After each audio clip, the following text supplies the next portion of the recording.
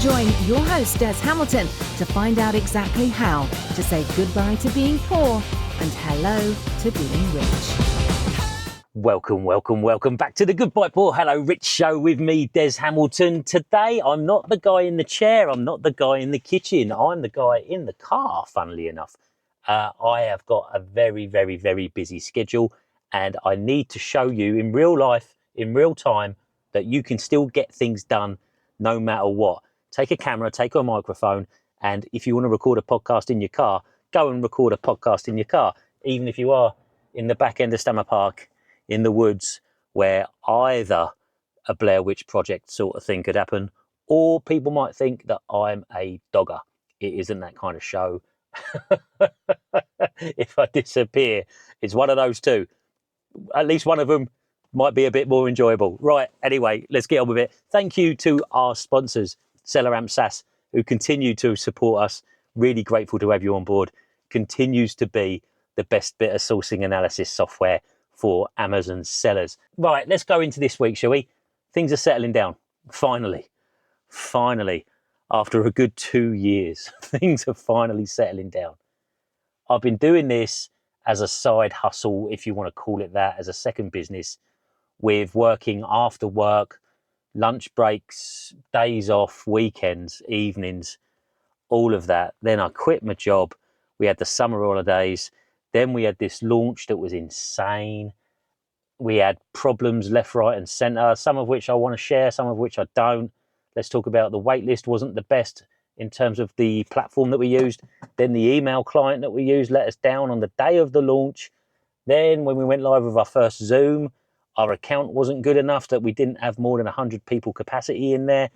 Little issues like that. Now, there were other issues, which basically meant Luke and I were working 12-hour days for about a week. It was a slog. And then once you got launched, you want the first week to be great as well. So we're throwing all of the hours at that as well. Now, here I am, settling down. I'm going out tonight. I'm up in London. I'm watching a concert, Ryan Adams, for anyone who's interested. Now, this is Ryan Adams. This isn't Brian Adams. Get that into your head. Brian Adams is the Summer of 69 guy. Ryan Adams is a Americana singer-songwriter who's amazing. Look, I could go down a rabbit hole in music all day long. I love my country. I love my Americana.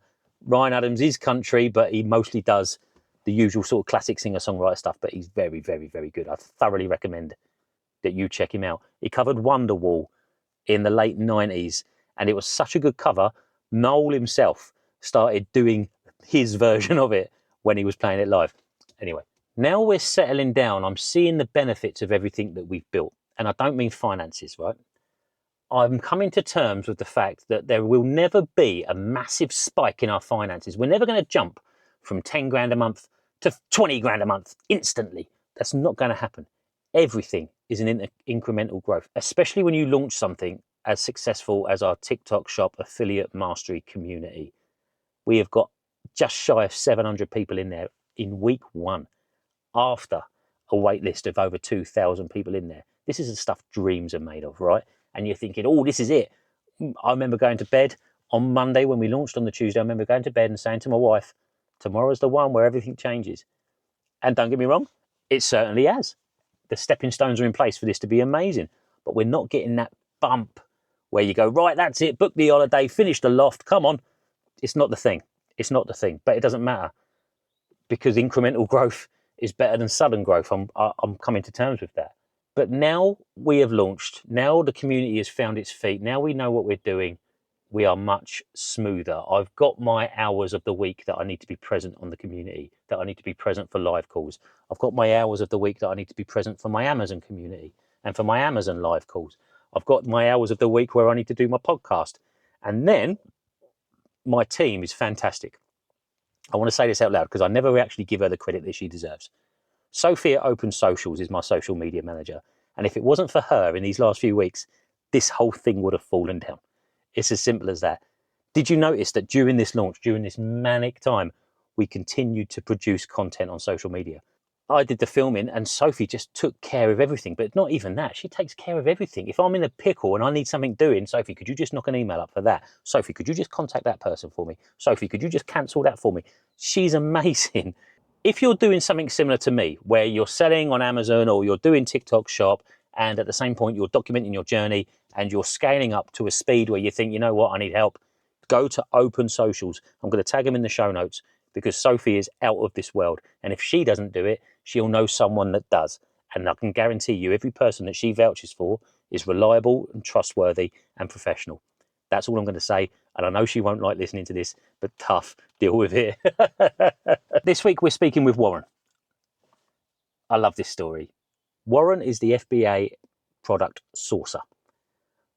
It's funny, right? If you were to write down on paper who Warren is, what Warren does, and then write down on paper who I am and what I do, you would say we're competition. We're roughly in the same generation, give or take 5-6 years. I won't say who's older. Warren and I represent the same demographic. We've got the same target audience. We produce an Amazon beginners training program to our market. We do social media. We both spell out about the fact that this isn't a side hustle for the broken lazy, that you need to put in the graft, that you need to make things happen, you need to take action, and it doesn't matter about your age. All of that stuff. He and I have got the same ethos. We're competition. To the point that when we went to book this chat, Warren said to me, "Are you sure you want me on?" I realised that we're doing the same things. But this is where I want to emphasise here, that we walk the walk, right? We're not just talking the talk. Warren and I understand there is room for everybody in this space, all right? We aren't threatened by each other. We're not intimidated by each other. We're secure enough in our business, in our message, that not only can we get on, but actually we lean on each other. This is a lonely game, and we get into this. This is a lonely game. Here I am in my 40s in a world where the most of the people are in their 20s or 30s, and I'm dealing with the internet in a way that I've never dealt with it before. There are very few people that I can speak to in this space, especially when it comes to this niche of helping Amazon beginners. I've got a lovely network of people, and I'm going to shout out to a few that are of my generation, that have got the same responsibilities that I've got, that I know I can lean on. Robin Waite, what a guy. Chris Hill, Natalie Cromie, Steve Brady, Jason Hoy. That's not to say that the other people that I speak to aren't amazing, but these are the people that have got the same daily realities that I've got. If I've missed out anybody there, I am really sorry. These are people that are either on a similar stage of their journey to me. These are people that are either on a similar generation as me or have the same dependencies that I've got. Warren is another one of those. But Warren is also a trainer of Amazon beginners. We also share this ethos, like I said. We know that you get out what you put in. We know that there's gatekeeping is ridiculous, but we also know that you need to pay for a service in order to get the education that will fast track you to where you need to be. We are so similar, in fact, that a lot of the people in my program are also in Warren's program. We understand the power of networking. We understand the power of leaving a day job and coming into this world and making it a force for good.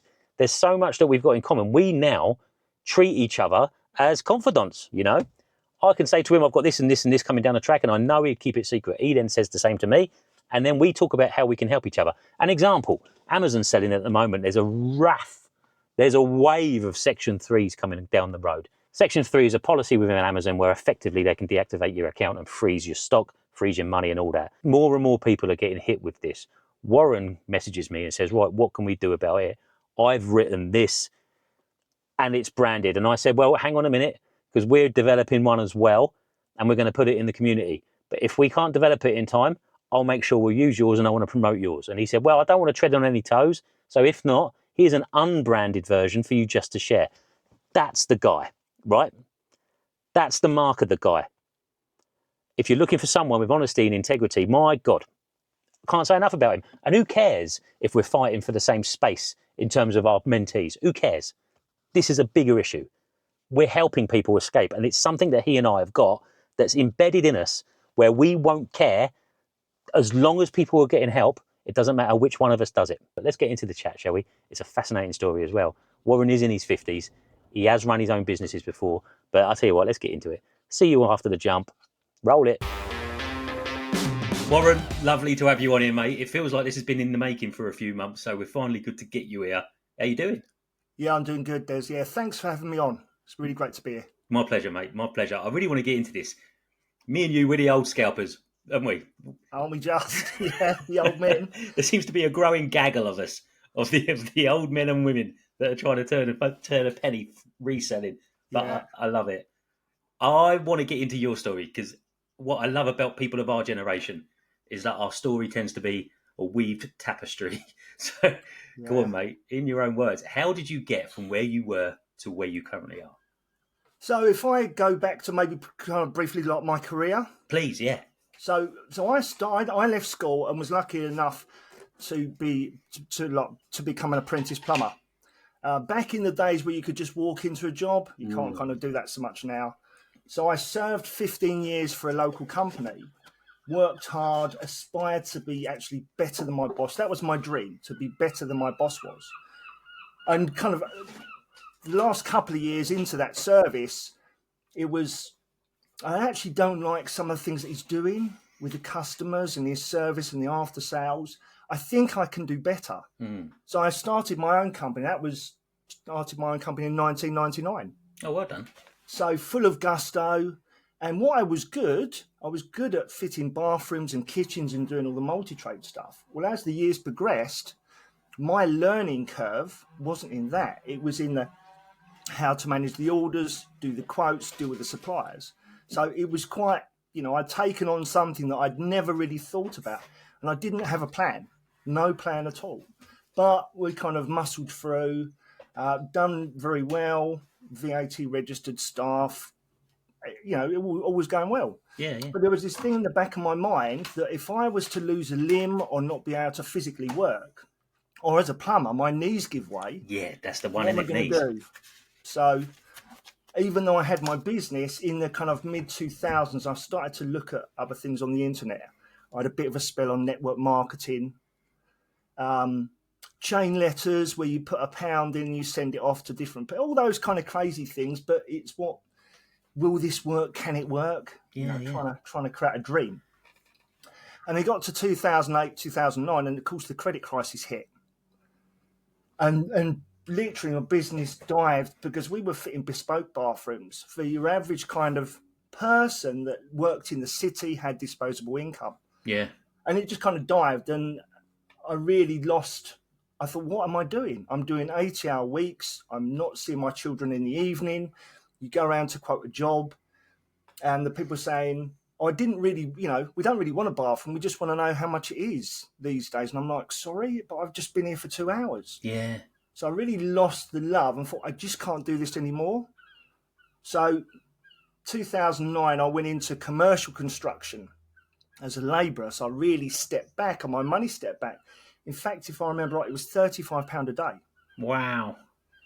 So I stepped back into that.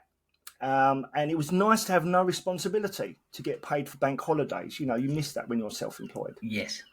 So over the course of a year, I scaled from a labourer to a site supervisor and then to a site manager. So I had 6 good years as a site manager for a construction company, handling these big projects. Good for you.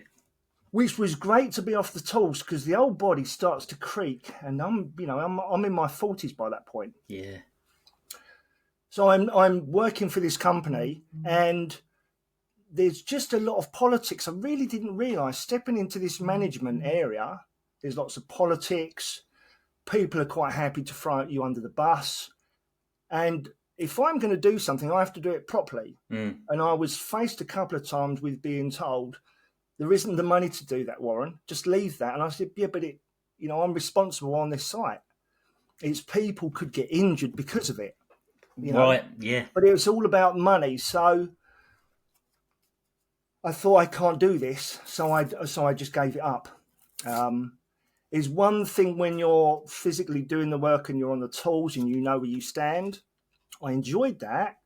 On the management side, it was great because you have a car and all the other bits and pieces and all the bells and whistles. But there's a different type of responsibility. And if someone's taking that responsibility away from you or making you do something else, it really goes against the grain. Yeah. Especially when you know things like, say, safety's involved or quality of work that you've got to put your name to. It's a pride thing, isn't it? Yeah, exactly. So I left that job and went to work for Dino Plumbing. Oh, yeah. So Dino Plumbing, not the bit where they do the drains, they have another section where it's British Gas. Yes. And they do the contracts, you know, like the monthly contracts where it's like fix a tap, your ball valves overflowing in the loft, stuff like that. And so there I am, Warren is back on the tools. Yeah. And I really enjoyed that. But because Dino is such a large company, then you've got like the Dino Police, Yeah. and then you have British Gas, and then you have Centrica. Everything was really convoluted. You'd have to go in for these breakfast meetings and all sit there where they reprimanded you in front of everyone else. It wasn't very nice. And my mate's a plumber, by the way. He did a stint with Dino.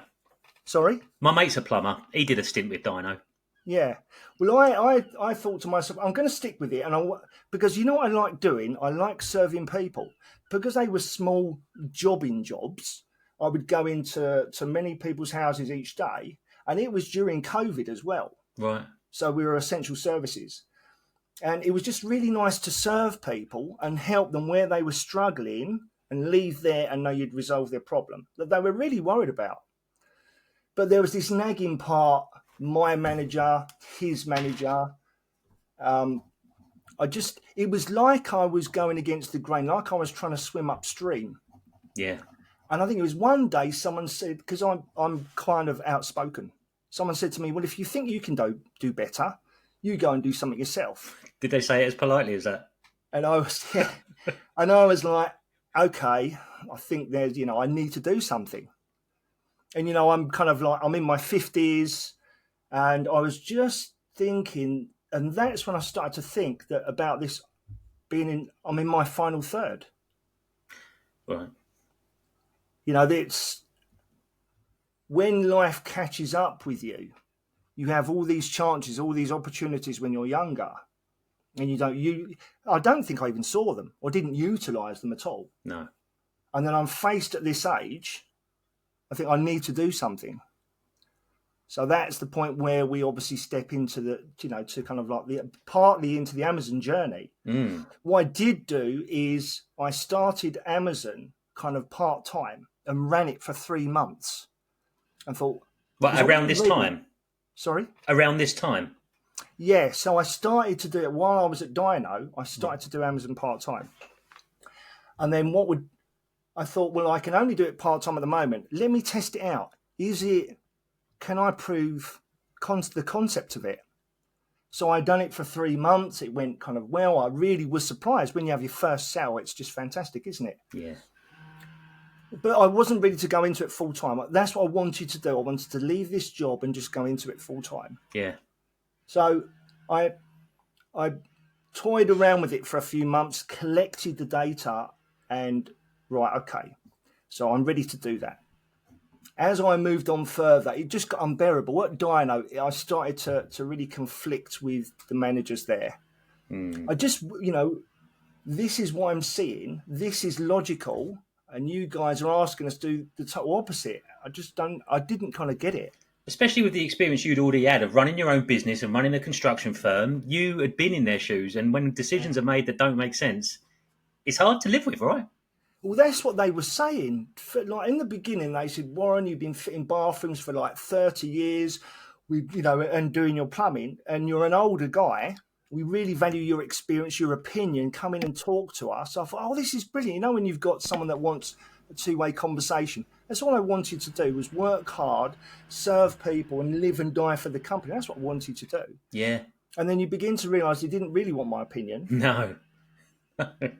and I felt that there was something. There was an agenda. There was a hidden agenda, and I was just trying to do the right thing. Yeah. Yeah, they say that to their staff just for lip service, don't they? They don't actually want that. Like, similar thing with my company. Yeah. Yeah, really interesting. Mate, the things that stand out in that story for me is the fact that you want to help people. There's an altruistic nature about you that wants to be a service to people. That's really good, especially in the quality of the work that you pump out. Then there's, the pride element.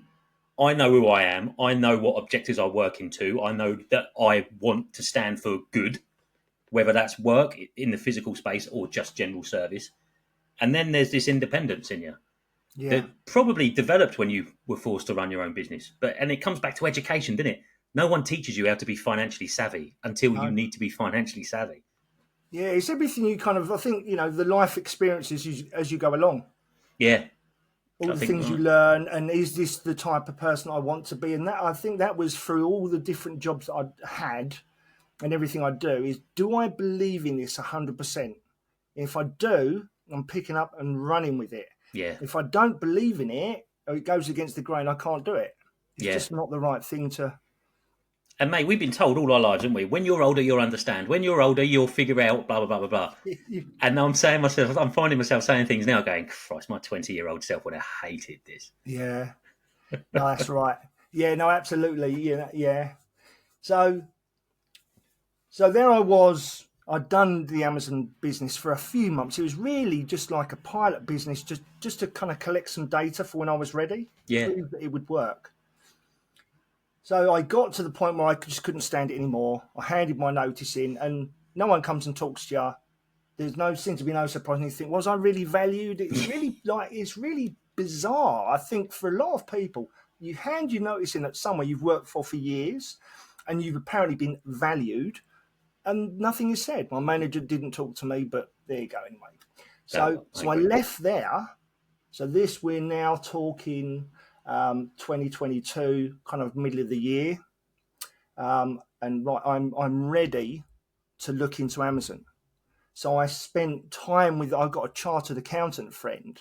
So we looked at the data that I'd put together, the financials, the operational side of it, everything that I'd learnt in that time, and what I'd seen on the internet as well. How am I going to move that business forward? So we put together a business plan. Love it, love it, love it. Good. So there was 5 years financials, the operations, how the business would be run, even down to the type of product that I would source initially. Initially, it was, if you have a shoebox, if I've got a shoebox, the product that I'm going to sell in the beginning has got to fit in that shoebox. Yeah, Something small, something light, something simple. So it gave me those parameters to work within. So I knew, this is how I'm moving forward. This is what I'm doing. So we put together that business plan. It took some time, but I've now got something where the financials are assumptions, but it's how I can forward project and I can see where I'm going. So I've still got that today that I reference and change it because it's dynamic, isn't it? it has to be. You have to have financial goals. You have to know what number you're working towards. Yeah. So there I am, business plan, £1,000 only to work with. Luckily enough, no mortgage. Children have flown the nest. So my girlfriend Nicola said, I'm behind you. You can start this, but you've got 6 months to make it work. And I'm like, that took me back. I'm like, sorry, it's 6 months. She said, 6 months to make it work, or else you're going to go back to employment. And I'm like, and that was the thing that put me up against, that was one of the first walls, put me up against the wall a bit. And I've got to make this work. Yeah, yeah. That's a fair proposition, isn't it? It is, yeah. Yeah, that's right. I mean, she was behind me, but yeah, I had to make it work. So I kind of set off, and as you know yourself and everyone listening, that with your Amazon business, I had £1,000 capital. I'm sourcing products, and they're coming in. I'm sending them off. There's this cycle of that you have to source, you have to sell, you have to wait for Amazon to pay you out. So some of the times I was just sitting on my hands. Yeah. And I guess that's the point of where I started to look at things. What am I going to do with my time? I've got no money to spend. I've got no money coming in. Yet Amazon have got to pay me. What am I going to do with my time? So I started to delve into the inner workings of Amazon, listening to different people, whether they're content creators, other Amazon sellers, and looking at someone thinking, is that correct? So I don't know if you've seen the film World War Z. Yeah. Brad Pitt. Well, there's a bit in where they're talking about the wall, and this guy that's telling the story is the 12th man. So if they all cast a vote on something and all 11 say, yes, it's that, the 12th man must question it. Right. No matter how obvious the answer is. And I think I'm kind of always think of myself as like the 12th man. Like it, So yeah. everyone can be saying, don't go on to a listing where Amazon are selling, especially of the buy box. And I think, why? Yeah. Let me look into that. And a lot of things I've looked into aren't really what the status quo are saying. And I guess that's where the mentorship that I developed, that's where that all spurs from. It's being curious and questioning. Just because someone says that, is it true? Don't take their word. The thing about Amazon is the data is all open. We've Yeah. got Keeper, we've got SaaS, we've got other tools where you can go and find out what is actually happening, but you Yeah. do have to learn how to read the data. Oh, definitely, mate. Let's go back a little bit because I think that's such a valid point for anyone who's listening who's just getting started and their cash flow is tied up and they find themselves sitting on their hands. I did a post on this myself at the same thing. When you are jumping into something 2 feet first, you cannot afford to waste your time sitting on your hands. You've got to spend that time doing something else. So if you've got products going into Amazon, if you've got money sat at Amazon, if you're in the account reserve and you're waiting, that's when you learn, isn't it? That's when you figure out who it is you want to be, what it is you want to do. Get diving in to other Yeah. people's content because there's people like me and Warren, and there's other loads of good people out there that you can learn from for free. And I think that's vital, mate. So that little spell there, when you found, hang on a minute, I'm seeing opportunities that others aren't. Did you see your results sort of reflect that? Yes. Yeah, I mean, and it really, I was quite surprised because obviously everyone's saying, no, that this doesn't work.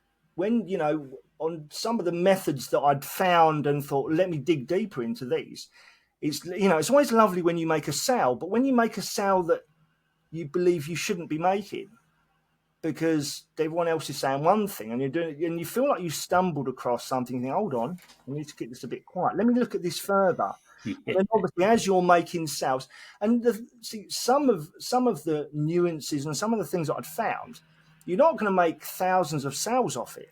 But if you can make regular sales and you're under the radar, because that's the bit that everyone's worried about. Yeah. You buy a product, you put it on a listing, the listing tanks, it drives price down. Well, it's the method that everyone else is looking at, everyone else is using. You have to do something unique. Yeah. Which requires you to pull back a layer or so when you're doing your product sourcing.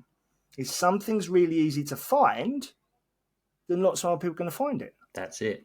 I think I stumbled across this. My first ever product, and people have heard me talk about this before, was the old Win-A-Lot dog food. What I haven't really told people is that when I did the analysis, Morrison's had the buy box. And they were selling this dog food for about a £5. And for me to make a profit, I needed to sell it for about 13 quid for £12.99. But I looked closer, and if you had to use Morrison's buy box, you had to stick 40 quid in your basket to get prime delivery. Yeah.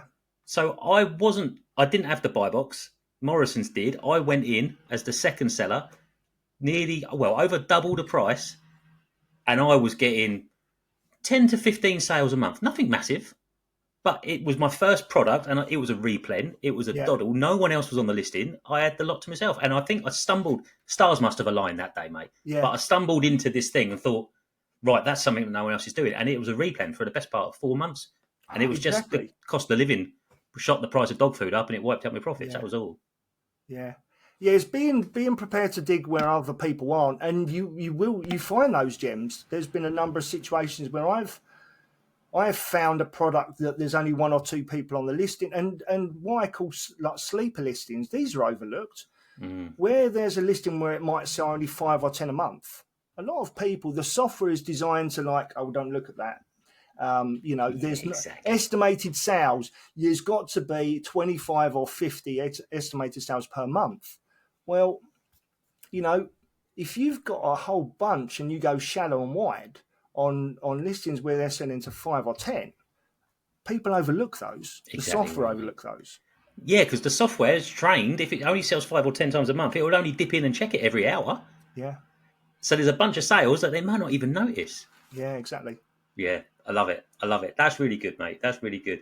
So at what point did then, I'm guessing, people reach out to you? Because you were documenting your journey as well, right? Yeah, so I was documenting my journey. I was helping. It was really kind of strange how it happened. I was helping friends at that time, people knew I was selling on Amazon. I was having a certain level of success. And obviously I'd been doing it 6 months or so at that time. But I started to help out one or two of these friends get started and talk to them about Amazon. And although they really didn't take much action, I enjoyed it. I enjoyed the process of that. So I thought, well, and as the months passed and I got better with Amazon and what I was doing and finding more success, I kind of went online and I joined a Discord group just to see. I was invited to see what was kind of going on. I had a couple of methods that I spoke to people about. So I was on Discord, and that got me to understand a bit more how Discords work and about the bots and the products, the product leads drop and what happens from there. And I could see that listings were getting kind of tanked and things. So, but like everything, that was the first part. I'd had this journey on my own, talking with a couple of friends, to now stepping into a space where I could talk to other Amazon sellers. So that's where my networking began. Yeah, love it. What Discord was it? We don't have to put it in, but just out of curiosity, I've never heard of that one. Haven't you? There's a lot of Discords. Yeah, there are a lot of Discords. So I was the same, mate. I went into aftermarket arbitrage for a month before I properly got going, for the same reason. I wanted to see, because it's a lonely business, isn't it? It's a lonely business. On your own. Yeah, I mean, and I was here at home. Nicola was at work. Friends, and that's the thing. Friends are all at work. It's pretty lonely. Yeah, it is pretty lonely. Yeah. So but interesting, mate. We did the same thing, and especially, mate, people of our generation, we're not meant for Discord. What a world, right? Yeah, setting up and how to do this, how to do that. You have to ask, kind of admin, how do I do this? Just the simplest things. But, you have to be always open to learning. Yeah. As you progress through life or whatever business you're doing, if you stay static, you become like a dinosaur and you just become extinct. Yeah, I agree. But yeah, it's interesting. I like the similarities in our journeys as well. It is interesting. Yeah. So where I was in this Discord, I started talking to some people. And although the product leads were dropping, there was 90 or 100 people on there and there was no conversation. So there was probably 4 people talking out of that 90 or 100 people. I got chatting with a guy called Jimmy. We become good friends and we have our private conversations. And I'm like, Jimmy, this is good, but I want to do something myself. I think I can do better. I think I can build. People are coming onto here to be fed leads. What if I can help people find their own leads? What if the methods I've found, what about if I can teach other people and empower them? It's the same old story, isn't it? Give a man a fish, he eats for the day. Teach a man a fish. Took the words out of my mouth. Yeah. Fantastic. Give him a rod. Yeah. Yeah. So I guess that's where the point is. And you're thinking, because there's choice, isn't there? If I want to talk to other people and put my content out there and just share my journey and see where people need help and try and solve their problem, where do I go to? And that was when TikTok come up. Okay. So that was April of this year, March of this year. Oh, that's soon. Yeah. I mean, I thought you'd been going a bit longer than that, mate. That's amazing. Yeah. So I just, I thought I'll go onto TikTok, and strangely, I have 2 accounts. So, and I was juggling between the 2. I was trying to find who I was, and obviously, it came to Amazon FBA product sourcer in the end. Yeah. But one of the accounts I was doing a little bit of TikTok shop affiliate. Ah, okay. Faceless, trying to find, how to make it work. And it was very much the early stages because it was all blowing up in America, but there wasn't anyone really talking about it here in the UK. No. And then on the other account, I'm starting to put things together. I come up with the logo and thought, yeah, that's good. Of all the tasks you need to do with your Amazon business, product sourcing is the one that is the biggest problem. Because as I started talking to people on TikTok, product sourcing, I'm struggling with product sourcing. How do I read the data? Where's the source store? Can I use this store? Everything else is easy to do. You can go on Seller University, and you can learn how to prep or do the other tasks you need to do. But product sourcing is that ongoing thing. If you don't source product, get it and then put it on there and sell it, you haven't got a business. You've not got a viable business. Mate, it is a niche that needs much more working. It's ridiculous because nearly every successful Amazon seller, the first thing they do is that they outsource their sourcing. Yeah. They're not hands deep in it anymore. So when No. people say to a guru, right, how can you help me with sourcing? They're coming out with methods that are too old and too generic. Oh, definitely. Yeah. I call vanilla. The vanilla methods. Vanilla, Yeah, for exactly sure. right. It's incredible. We still source ourselves because we don't want to go down that road. Yeah. I mean, at a much smaller scale, we do have VAs doing stuff, but it's important that you keep your toe in. What Claire does on Keeper, and we'll go on to Keeper in a minute, is, I should imagine, similar to everything that you do as well. But Yeah. that I think it's vital, mate, because I completely agree.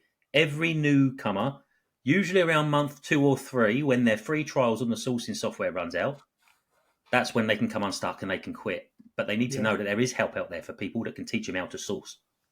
It is that. Yeah, definitely. I've kind of all the people I've spoken to on TikTok, what I've looked at myself, I'm trying to looking at this line, this Amazon journey, and found that people are, they can get started, they can muddle through and work out how Amazon works, how to prep, how to send stuff in. And like you say, that is that big. The big sticking part is right product sourcing.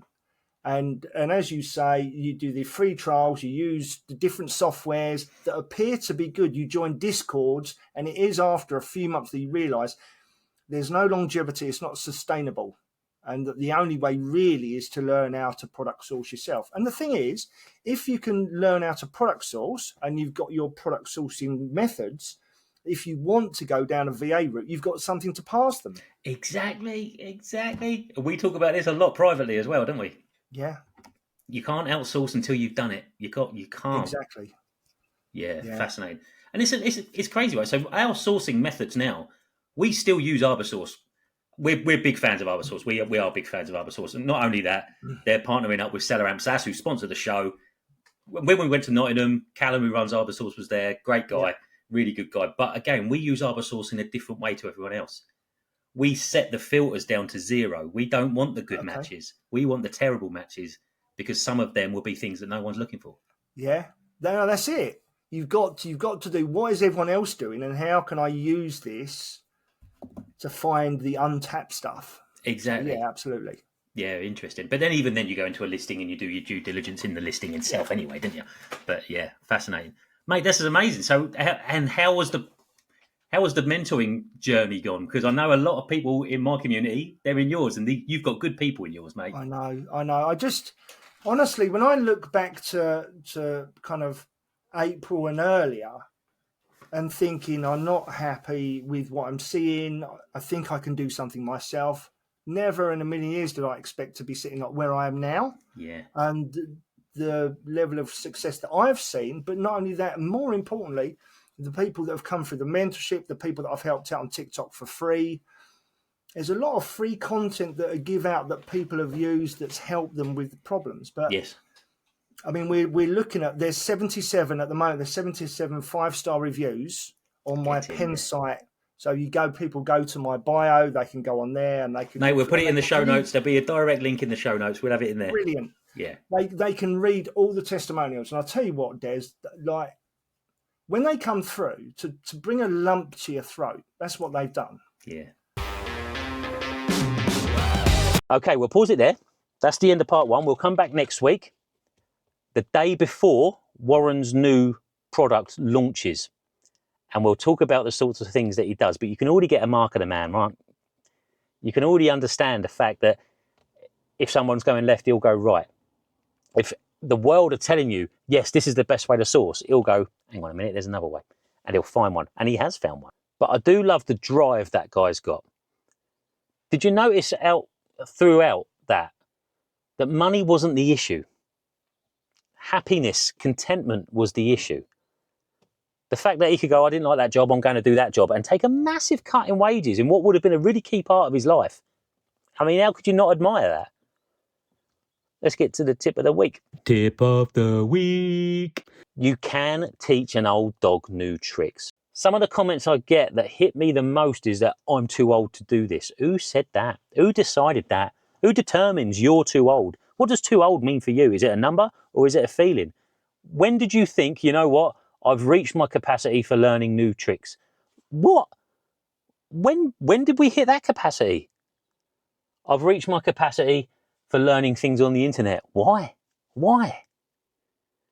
There are so many examples of successful entrepreneurs that started in their 40s, in their 50s, in their 60s. Why not you? Look, I've just done it. I was 42. I learned how to make money for the first time on the internet. For the first time. And went, you know what? I can do this. Warren was a plumber. And he went, nope, I'm going to look into this Amazon thing. And now look at him. In his 50s. There is room for you. The TikTok Shop Mastery course, the TikTok Shop affiliate thing that I'm doing, do you know how many people are in their 40s, 50s, 60s that are making money from this? You are not too old. Your mindset's wrong. It's as simple as that. Tip of the week. Right, that will do it for this week, everybody. Thank you very much. By the time you're listening to this, I would have had the concert. I would have come home. I would have been hungover. I would have shaken it off. And I'll be back on the train. Come on, let's go. See you next week. Things are really kicking off. If you haven't joined our TikTok Shop community, I thoroughly recommend it. Look, it's less than £10 a week. People are making sales all of the time. And from a personal perspective, there is another mountain to climb. I want to see you guys get successful in this thing, because those that do, I promise you, I'm going to promote you to the moon. We're going to get you on this show. We're going to start doing TikTok Shop success features. We're going to get you on the socials. We're going to let you show the world what's achievable, because massive things are coming. Massive. I think that will do it. Let's leave it optimistically, shall we? Have a lovely week. Take care. Ta-da.